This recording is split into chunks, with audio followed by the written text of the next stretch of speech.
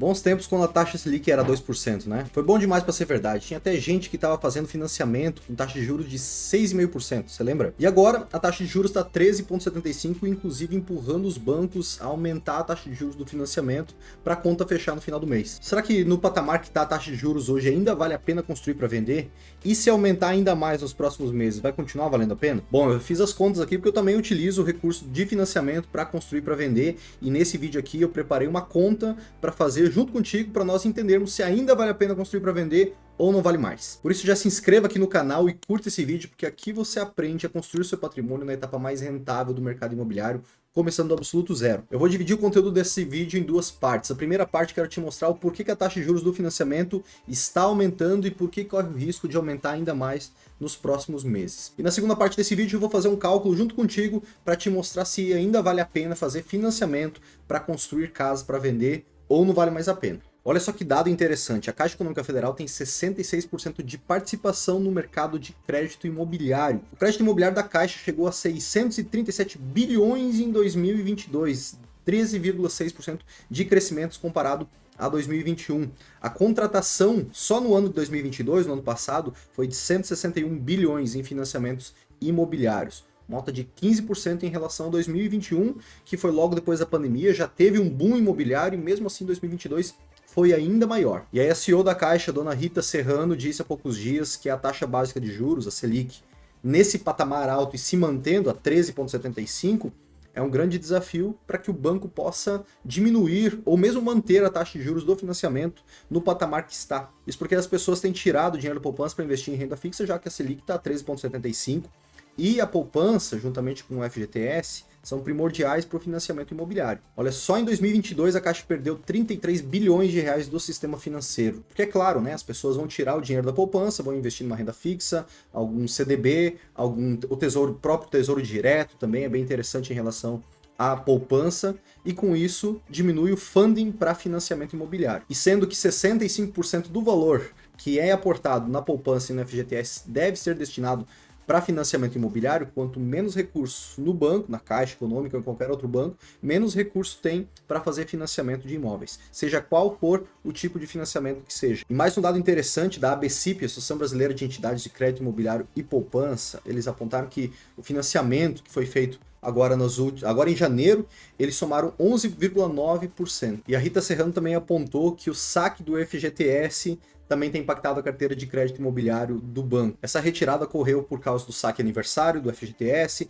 da decisão do governo anterior, também que permitiu o saque de até R$1.000 do fundo. Porque afinal, pensando no investidor que investe no FGTS, o dinheiro é dele, né? Ele tem mais o que fazer o que quer e não deixar lá numa perda passiva e não numa renda passiva, que é o FGTS. Porém, para quem investe, para quem faz captação de recursos para construir para vender ou para comprar o próprio imóvel, o recurso do FGTS é extremamente interessante porque ele é muito barato e com isso o banco consegue ter aquele spread para poder emprestar a mesmo assim uma taxa de juros extremamente atrativa se comparado à Selic. E com isso a Caixa alega que esses saques recorrentes que foram feitos nos últimos anos, que provavelmente farão nos próximos anos, se a taxa de juros se mantiver alta, a Selic, vai fazer com que o banco tenha problema no médio prazo para o fundo. Ela disse assim: com os saques sucessivos e o mercado de trabalho como está hoje, com mais informais, traz um problema de sustentabilidade do fundo.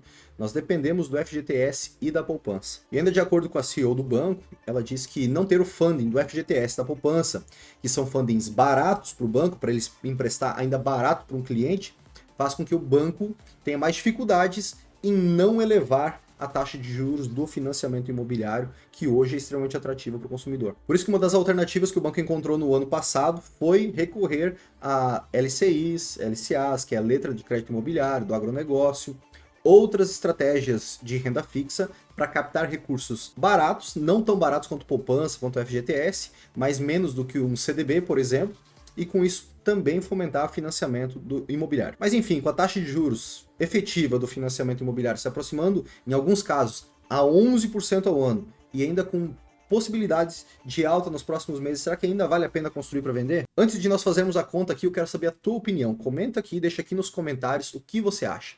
Acha que ainda está valendo a pena, mesmo com essa taxa de juros mais alta, ou se já não vale mais a pena, melhor esperar a taxa de juros do financiamento baixar para voltar a construir para vender. Me diz aí. Vamos comparar aqui a rentabilidade se você tivesse todo o recurso em mãos para construir para vender em relação a captar recursos do banco, até 80%, para construir uma casa para vender. Se você tivesse R$1 milhão na conta, para facilitar a nossa conta aí, e fosse construir para vender, o teu retorno seria aproximadamente em 12 meses, desde a compra do terreno, construção e venda, em torno de 40% sobre o capital que saiu do seu bolso, sobre R$1 milhão.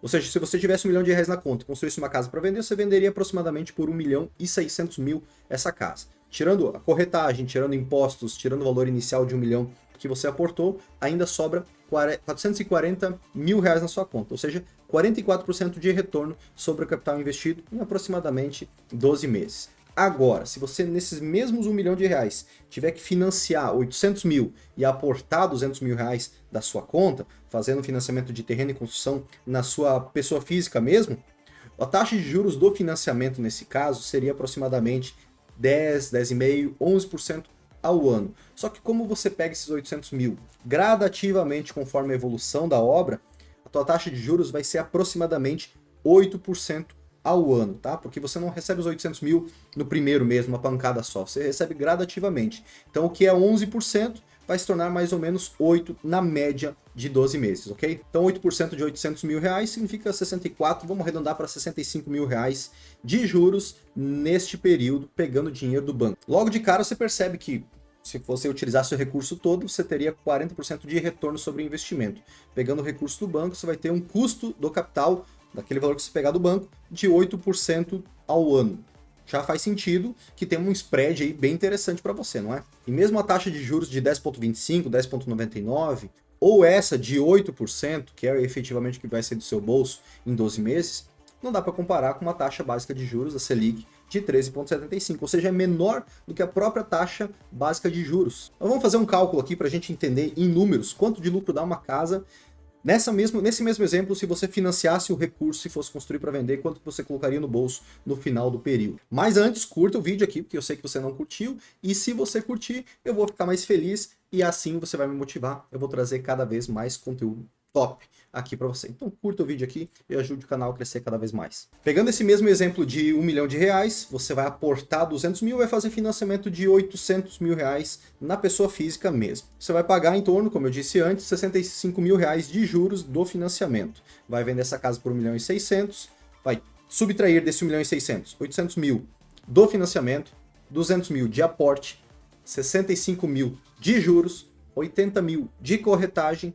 Aí vai sobrar na sua conta 455 mil, que é o teu ganho de capital. Você já devolveu para sua conta os 200 mil reais iniciais, todo o valor que você aportou, ok? Deste valor, você vai pagar 15% para o teu sócio, que é o governo. 69 mil reais de imposto sobre ganho de capital, que corresponde a 15% sobre o ganho de capital. Sobra na sua conta 386 mil reais de lucro líquido, ou seja, sobre R$1 milhão, isso representa 38,6%. Mas a melhor conta que você faz é o retorno do investimento sobre o dinheiro que você do seu bolso. Então, retornou para sua conta 386 mil reais de lucro líquido e você tirou, para viabilizar esse lucro todo, 265 mil reais, que foi o aporte inicial, mais os juros que você pagou ao longo do caminho. Isso corresponde a cerca de 145% de retorno sobre o capital que saiu do seu bolso. Então, mesmo com uma taxa de juros alta, ainda compensa você utilizar essa modalidade de financiamento para você construir para vender. E talvez aqui você ficou perdido com as contas que eu fiz, tanto número na sua frente, e não entendeu ao certo como que eu calculei o lucro neste exemplo, utilizando recursos de financiamento para você construir para vender. E por isso nesse vídeo aqui eu gravei detalhadamente esse exemplo te mostrando como você transformar 200 mil reais de patrimônio em 600 mil reais dentro de 12 meses. Tenho certeza que você vai gostar. Assista porque vai valer a pena.